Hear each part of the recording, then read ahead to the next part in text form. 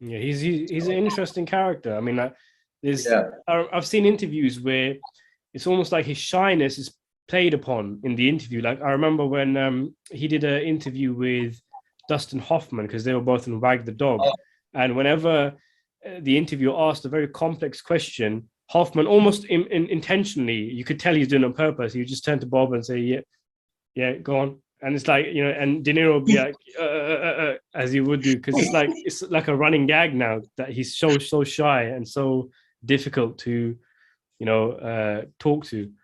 that was the David Letterman interview, and It and must he have been, called yeah. himself. Hoffman was hysterical. Hoffman was so funny. He called himself the De Niro Whisperer, if you remember. And he said Yes, yeah. and he said to Dave, he says, "Look, any question you have for Bob, you can ask me." And Letterman, took that and ran with that. How funny that was, right? Oh, okay, so you're going to answer for Bob then, okay? And it was, that running gag. It was absolutely hysterical, Yeah. hysterical. But it Yeah, just but kind of that's adds to the fact that, it's almost like it's something known that everybody knows this guy right, just doesn't, he's amazing on screen, but right. outside, you're not really going to get an opportunity. He's not going to talk to you kind of thing. Yeah, it's like pulling teeth. I mean, you're either going to ask him the right question that is going to let him that he's going to relate to and want to answer, or you're going to say some kind of dribble or some kind of thing that he's just not going to say anything. Yeah, He's that's just another thing. Because it's not just him. It's like, what are you actually talking to him about? Because when you see this right, kind of, these just fluff interviews where right, they don't, there's no substance to it. He's not even right. switched on. But No, I've seen interviews where he's asked deep, complex question about his characters, and then he just starts to talk. right. Right, exactly. So you better be on your game, right? You better be on top of things and know what you're going to say, and say it in an articulate and an appropriate way, or you're lost him. He's gonna somehow in his brain just shut down and not be able to relate to what you're saying. That's what I get from it, because I watch this guy constantly. I can't get enough of him, De Niro. I mean, I can't get enough of him or Pacino or Scorsese and Pesci. And any interview or any talk show they're on, I'm riveted. I got to watch it because I just, as we all are, we're huge fans. So, Mm, we love to hear what they have to say or what they're talking about. definitely, yeah. Yeah, it's funny. Funny how quiet, yeah, how he is in some interviews, and now it seems like he's opening up more. He's like he's gotten to he's resolved himself to the fact that okay, he's more comfortable now. Like he'll go and you hear him talking about some of the movies he's doing now, and he'll actually engage in a longer, more lengthy situation, a conversation. So he Mm. actually is, doing what he was uncomfortable in doing for so many years. It's like now he's finally he's set to the resolve to the fact that he's this is him, this is his life. People want to know these things, and he's more comfortable in expressing it now, I think. Yeah, I mean, he seems like he was a really intense guy at his peak when Oh he was yeah, in his younger days, and now it's like, yeah, he's softer now. He's more approachable for interviewers and things like that. And because right, he's nothing left to prove. He's done the hard work, and maybe right, he just enjoys it now. He's feeling loose, feeling light, and right, you know, right, exactly. Where before it was more difficult to articulate. I know with me or with anybody, when you ask like about a process or you ask about how do you get to this point or what you do, it's very, sometimes it can be very uncomfortable because it's hard to explain. It's like, how do you explain a virtuoso getting on a piano and playing? I mean, you can't explain it. It's something that's inside. It's something that comes out from who you are as a human being internally, and to have to like put that in a category or explain how that process works for you is very difficult. It's very it's hard. It's hard to do. Some people can. I've heard a mm, lot of actors explain their process, how they get to this point, what they do to prepare, how they get it. But Like with Pacino De is quite Niro, interesting as well because oh, he's great. I love the way he describes Scorsese. So he said in an Yeah, interview something along the lines of, as yeah, an actor, he's on a tightrope, and Scorsese is right, the net underneath. In right, terms of what you were saying about improvisation and all that kind of stuff, and that's such a great way right. to visualize it. Absolutely, absolutely, and he articulates it where Bob probably feels that way, but Mm, he can't articulate it that way, right? yeah, Yeah, I mean, Pacino's a totally different. He'll go on and on and on in interviews, and you could talk to him for hours and hours too.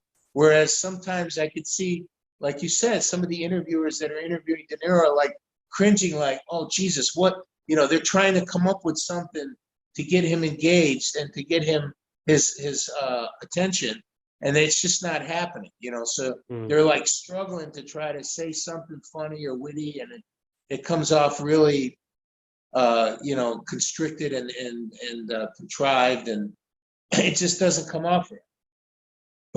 But yeah, Pacino can come out, and I've seen him. He's very funny, just like with Hoffman, and I think De Niro is becoming a little bit more like that now. I think he's becoming a little more comfortable in his own skin when it comes to interviews and things like that. Yeah, definitely, yeah. yeah, incredible.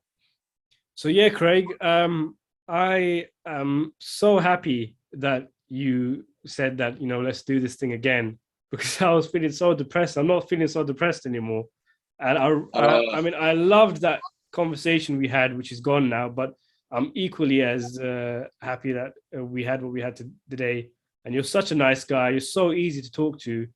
Well, You're such a funny guy. The way you tell stories is amazing. And I just want to thank you again as we close up, that you sat here for hours and hours and just talked with me, a random guy, about all the interesting tidbits of info and stuff behind the scenes of the Irishman and all that kind of stuff. So thank you again, Craig. Thank you. no, no, thank you. I feel 100 times more grateful to you for what you've done and what you put me on the map with your followers. And I'm an avid follower now of CineRanter. I love what you do. I love your research. I love everything. You're an extremely easy guy. You're a great interviewer, and I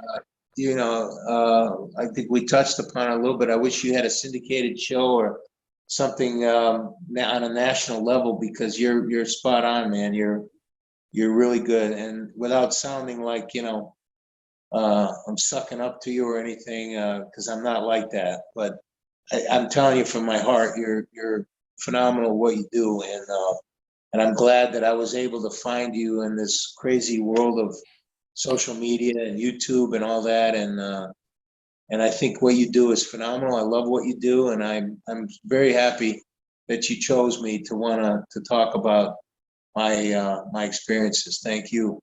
No problem. I appreciate it. No, I mean, I remember you were saying yesterday as well how you kind of felt as though you were reluctant to do this because you were thinking, why would he want to talk to me and all that kind of stuff. But I Right. mean, Yeah. what I responded yesterday was that my subscribers are gonna love this. They're gonna absolutely love hearing all these stories from you, from your, even just interesting things like how you got cast and all that kind of stuff, and the fact that you are someone who worked with Joe Pesci, Scorsese, Al Pacino, Robert De Niro. When do you get a chance to talk openly to someone like that and ask just brazen questions like, why does Sharipa hate Robert De Niro? You ask that to somebody else, they'll turn the interview off. But you're so honest and down to earth and just straight. We're just having a normal conversation. This is just brilliant. Well, listen, I trust you. I know, the type of person you are from the limited time I know you, and watching your channel and being a fan of what you do. I know it's gonna turn out nice, and it's gonna be very well done. It's not gonna be schlocky. It's not gonna be half-assed. It's gonna be top shelf, and that's all. That's all you can ask for. And I appreciate you even, like I was telling you before. I don't know if you got that, but when I first saw you and you did that thing on me, and all of a sudden, I don't know how it came about with Google.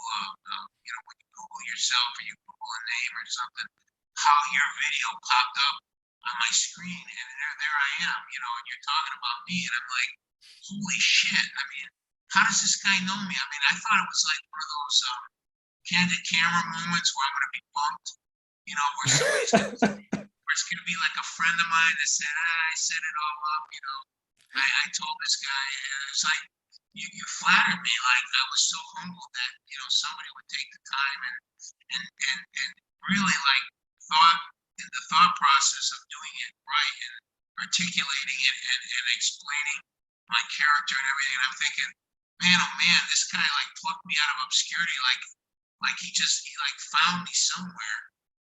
And I was, like I said, I'm very thankful and appreciative of you doing that, because I know how much time it takes to do this, and the energy and the motivation was just your love of cinema and your love of these characters in the movie, and to take the time out to talk about me, it was amazing, and I appreciate that. And I thank you for that. No worries. Sincerely, bottom of my heart, you're an amazing guy, and I wish you so much success with this and with your future endeavors. And like I said, if there's anything else I could ever do, or help you in any way, or whatever I can do, and be my pleasure. Thank you so much, Craig. I really appreciate that, and it was such a pleasure talking to you. And again, just like yesterday, I feel as though I could go on for hours and hours and hours, but I'm gonna have to stop now. But it was just it's really interesting just talking to you. It's just, I'm just talking to a normal person, do you get what I mean, kind of thing. It's not, no ego there, as you said, and Never.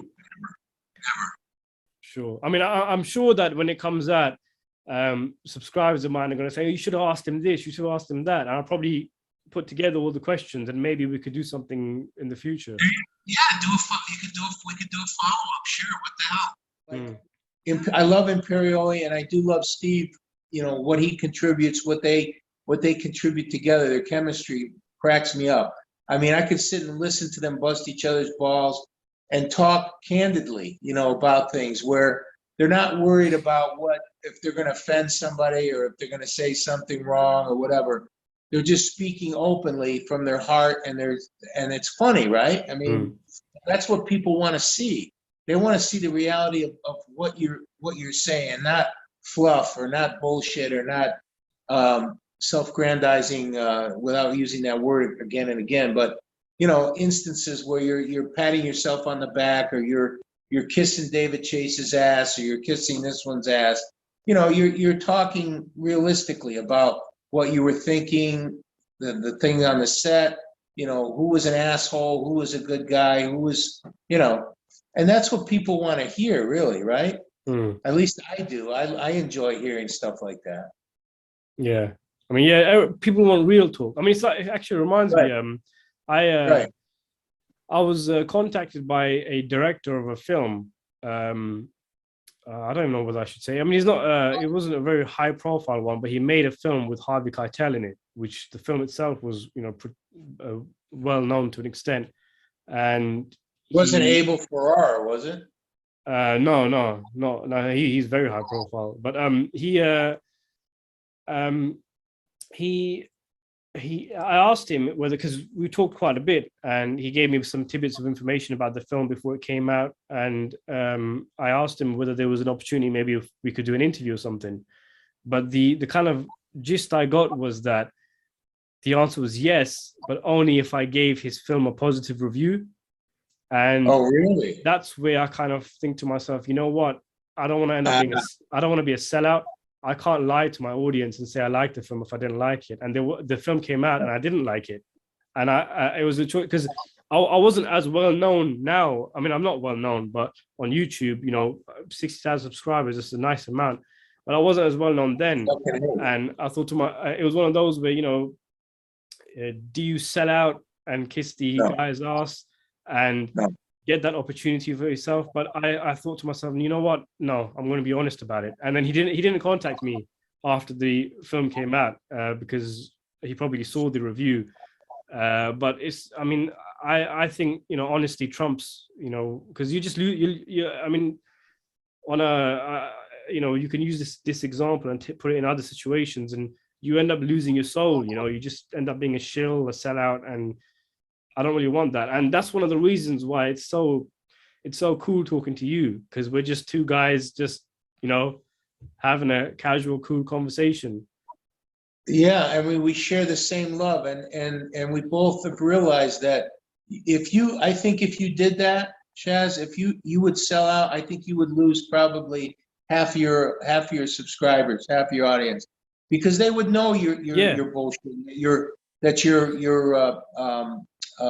patronizing this guy for no apparent reason. They're gonna know when you're lying. I mean, I've been in that position of the subscriber, because there was somebody I used to follow on YouTube when he wasn't that well known. I enjoyed his film reviews and things like that, and there was he got opportunities to interview filmmakers and things like that, and he gave favorable reviews, really favorable reviews to films which I knew he hated, because he trashed them in live streams and things like that. And I thought to myself, why is he saying these things about the film and the review, but then trashing these films in when he's talking, you know, live to his audience? And exactly, there's clearly something going on behind the scenes there. And that made me kind of I stopped watching him, because it's like, you know, you can't trust what the guy's saying anymore, because it's no longer his opinion. Exactly. No, and what you're doing and how I mean, I've heard a lot of your reviews and things are straightforward and honest. And whether I agree with it or not is neither here nor there. It's the honesty of telling your articulated version and how you feel about the film, good, bad, or indifferent. Now, we could have totally separate. I have decent friends of mine who are hardcore Trump Republican people, right? I look at it. Look, I don't have I don't have those politics. I don't agree with what that Trump idiot says. I don't like him. I never liked that guy from the get-go. But I can take myself away and say, look, I like you as a person. I like your honesty. We may not agree on politics. We may not agree on certain things, but I appreciate your honesty. You accept me, I'll accept you, and that we'll leave it at that. We have difference of opinions. Okay, we could get heated about it, but at the end of the day, you as a person, I like as a person. I don't want to disassociate ourselves. I like our friendship, but that's how it goes. So, in the same token, if there's people or somebody I don't agree with, I don't automatically hate them or say, oh, I can't associate with that person. I mean, and it's actually more interesting talking to people like that who disagree with you. Right. Otherwise, you end up in an echo chamber where everybody's just agreeing with each other. I mean, I love it when people call me out in my videos. I don't just want them saying, you know, you're an amazing, you know, this review is amazing. I like it when they point out something I said in a video and say, I don't agree with this because and I can counter that. You could have a conversation like that. That's brilliant. That's what it's all about. Absolutely. That's what communication is about. That's what this whole human condition is about, right? Is expressing yourself in a way where you're comfortable enough where you don't have to walk on eggshells. You don't have to worry about pissing somebody else. Okay, listen, we talked about it a little bit yesterday. We're not all going to be liked by everybody, right? We're not all going to be loved. We're not all going to be cherished like our mothers or our fathers or our people that love us are going to, you know, they're going to put things aside because they love us, right? Not everybody's going to feel that way. So when you realize that, and you realize not everybody's going to love you, and not everybody should, right? And vice versa. I mean, so listen, that's the way it is. You know, we're not always going to say the right thing at the right time, or, you know, we're always going to end up maybe saying something a little off color, maybe that we're not thinking about, or we might piss somebody off. Hey, we got to own it, right? You own it, you say it, you own it, and you either defend it or you see their point of view and say, gee, you know, I didn't look at it that way. I'm sorry. You know, have the humility to be able to admit when you're wrong or that you didn't see it that way. And gee, I'm sorry if I offended you. I'm sorry if I said something wrong. I apologize. And that's it. Move on, right? Well said. Yeah, well said. That's all you can do, you know? But hey, listen, I mean, I enjoy listening to you. And like I said to you before, when I saw my face and some of those stills and everything of me, and I'm wondering, where did this guy get this? And who is this guy? I'm thinking to myself, who is the CineRanter guy? Like, where did he come from? What's he? And then I started watching and listening to you, and I'm thinking, man, this guy put a lot of time and effort. I said, I mean, if I had a publicist, I probably couldn't even pay him to get, you know, this information out about me. You know what I mean? It was like, and it was like you did it not requiring money or payback or whatever. You did it because your love of cinema, your love of characters and people and things. And I'm like, this is amazing. I mean, this was like people actually said that as well in the early days. Some of them were saying that you must be paid by the guys who made The Irishman or making The Irishman because you're so obsessed with it. And it was just it's just an obsession. It really was just an obsession.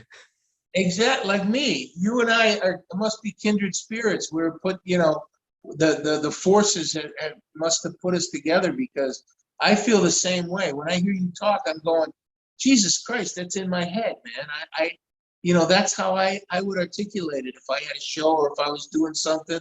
It was like, you know, this guy gets it. He knows film, his love of cinema, his love of these great artists and everything is so right on, man. And it's like, like I said, we could talk. I could go on for hours and hours with you, not even on camera, just talking about film and experiences and stuff. You're an interesting guy. You're smart. You're articulate. You're right on, man. You know, I mean, there was a reason why, you know, you're doing what you're doing, and you're successful, and you have people that are following you. I mean, you're doing a great job, man. Thank you so much. You know, seriously. I mean, seriously. Awesome. And I even liked what you did when you talked about that Appalachian film, because I think I had to tell you. I think I told you how it was pronounced. Yeah, I mispronounced it. Yeah. No, but not only you. Scorsese mispronounced it in Goodfellas. In Goodfellas, yeah. He called it Appalachian. It's not Appalachian. That's the Appalachian Mountains, which starts in Tennessee and whatever. But that's not how they pronounce that area. It's pronounced Appalachian. That's the correct pronunciation of that area. And they all got it wrong. Even these top mob guys who did these movies, they all got it wrong. It's amazing to me. Yeah. Amazing. So, you know, but you were able to rectify it. I remember you saying something on one of those videos that we had talked about it, and you realized they pronounced it Appalachian. Because obviously nobody actually knows what I look like yet. Oh, they don't? Oh, no, I've never shown my face. Your video is going to be the first time where I show my face. Yeah, I could never understand why you did that. I don't know. It's just kind of self-conscious. It's just a self-conscious. I don't know. You can hide. You can hide when you're not showing your face. Or nothing. There is an element. Of suspense that way too, right? I mean, there is always like I wonder who. It's like you don't want to suspend that you know, that whatever they have of you don't want to bring it forward. I understand that. I mean, it's actually a big thing on YouTube, doing face reveals. Like YouTubers who you don't see the face of, when they hit a milestone, like say 100,000 subscribers, then they do a face reveal. And I mean, with me, I just never really felt comfortable on camera. I didn't even know if I was gonna have the ability to interview you, because it's just. But you're so easy to talk to, which is why it became so easy. But I mean, back in the beginning, I was uncomfortable about everything. Even I was so self-conscious about my voice. Your voice is fucking incredible, man. I mean, seriously. I mean, really. I mean, you know, there's a lot of times where you hire voiceover artists because the voice, your intonation, your inflection, whatever, it sucks, right? But you got a perfect voice for this thing. It took me a long time to get over my voice. Because it's very engaging, it's very smart, it's very articulate, everything is perfect. I mean, listen, anything you need to do as far as that, you do it yourself, because your voice is perfect. Thank you very much. But part of No, it was absolutely. that because I made so many videos on gangsters, Italian American mobsters, it was weird for audience members to click on this video and then there's this weird British voice. British It doesn't guy. even sound Yeah. British. Why is this guy? And I used to get those kind of comments like, "Who's the narrator? Change the narrator." And No, I, fuck no. it was just, I mean, Fuck I wasn't no. even That's thinking like, about narrate or anything like that. It was just me talking about things I like, and then I was like, oh, all of a sudden I became self-conscious about the voice.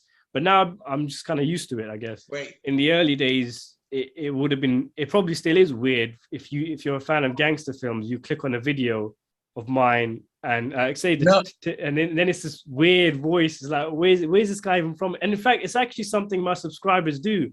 They're trying to work out where I'm actually from. They can't tell based on the accent. right. I don't actually sound like the people around me in my area.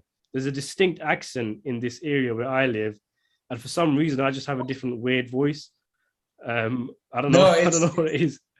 it's perfect because if you don't expect it and you hear it, and the guy, and then you comment and you go into your your research, you go into what you're talking about.